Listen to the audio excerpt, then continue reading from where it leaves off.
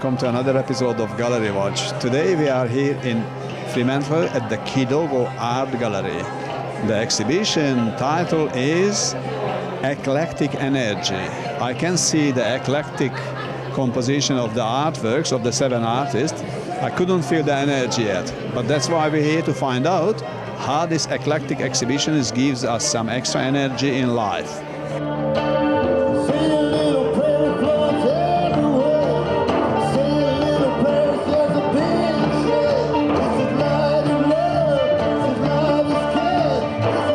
And this is Barbara, who is the curator of our exhibition today, the eclectic energy.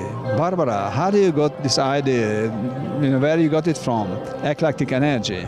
I think for myself, being an artist and having a body of work that has developed over 5 years, it was time to show that to the public because I could see it growing, and I came to a space where I thought I'd like to actually collaborate with other artists and celebrate culture and creativity. So I contacted a few friends that have worked for me, and that's at an Islamic school in Perth, in which I managed the art department and set up an artist in residence program. So a number of the artists tonight have been a part of that, and we are now doing our own individual show rather than teaching others art. I actually worked with Barbara Douglas teaching at the Islamic College in Langford, and I was teaching art while she was doing her masters, and she asked me to come here and exhibit, which I have not exhibited for 30 years since I was pregnant with my first child. It should be Lisa Eclectic, not Lisa Pennsylvania. Like, we just want to keep the energy up, keep the vibe going, get people interested in coming down having shows, because, artists at the end of the day, we're almost an endangered species.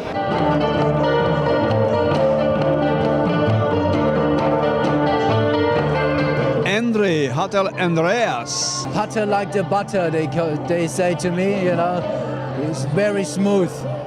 Apart from that, you are one of the artists of the exhibitors in the Eclectic Energy exhibition. Yes, I am the stone sculptor by trade. I did an apprenticeship in Germany as a stone sculptor. I did mainly headstones. It's a big culture in Germany. And how long you are in Fremantle? Yes, we migrated 17 years ago to Australia, to Perth. Traveled before, seen the world, came back to Germany and couldn't settle anymore and decided to get some paperwork done and become permanent residents in Australia. It's all recycled stone most of the time. I get pieces, I get ideas from nature, life, and then I just transform them into art pieces. So how do you like the Australian stones? They're good quality? Yeah, they're really good quality. I like especially the Donnybrook sandstone. It's a local stone. I like the limestone. How many pieces you made for this exhibition? I made, I think, 7 or 8 pieces. Yeah. Which one is your favorite? My favorite is maybe the last one, what I did for this exhibition. That's the table in the corner there. It's called Connection. Yeah, it's kind of a table, and it resembles the body, the points, the head, shoulders, and the bum, and all the lines as well. There are lines. I love lines. Yeah. I'm 56 now, and I've been painting since I was 4. So this is my first exhibition for 30 years. And previous to that, I curated a show called The West Wind at the Robert Holmes at Court Gallery in Northbridge. And I curated it and exhibited some works in there. So this is my first show in a group show supporting Barbara Douglas. The work that you see in front of you is Popeye, which actually reflects, and so called Popeye Ode to my father. And my father was working for State Shipping Service for 31 years. He's now 90 years old, and he used to pop up his guns and show that he was big and strong by eating his spinach. And it's quite apt that he is here tonight, and I did this work which came from chaos into an image. It's called Sleepless Mother and Baby, which is very much typical of a baby sucking the very life out of a mother. And I have a daughter who was born with congenital heart disease and has a pacemaker, and she didn't sleep for 2 years. And so when I see mothers now, I really relate to those early days 30 years ago of Bella barely living, myself barely living. So you got your daughter here, you got your father here. My father's here, my mother's here, my son is here. I'm blessed, I'm happy. I know I really like to roll around in the colours. I like to roll around in the gluiness of the material and the medium. And the stories that come to me, they talk to me. Yeah, sure. I don't do it. Something else does it. And my skill as an artist is still in its infancy. I am no perfect drawer. I am no genius, but I know that the colours and the experience, and I don't normally share my work. Not at all. Like, these are my babies.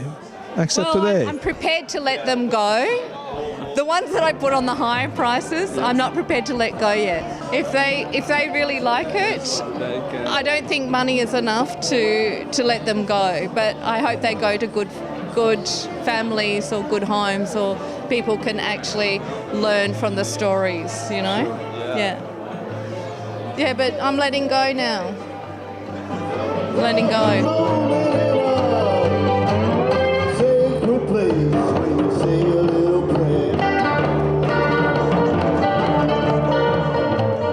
John, the title of the exhibition is Eclectic Energy. Yes. I can see the eclecticism in here because it's 7 different artists.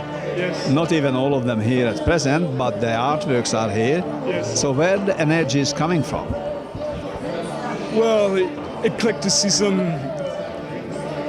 means to have different ways of expression in the natural environment. The ecology, the ecosystems have all many different webs and interconnections, and the functioning of all the connections is what gives the strength and viability to it all. So something along those lines, that the eclecticism will make the sum of the parts is only so much, but that they're all interconnected means that things have a much greater strength than they would just in individual parts. So, John, which part is the best for you in this exhibition? Which one you like most? Okay.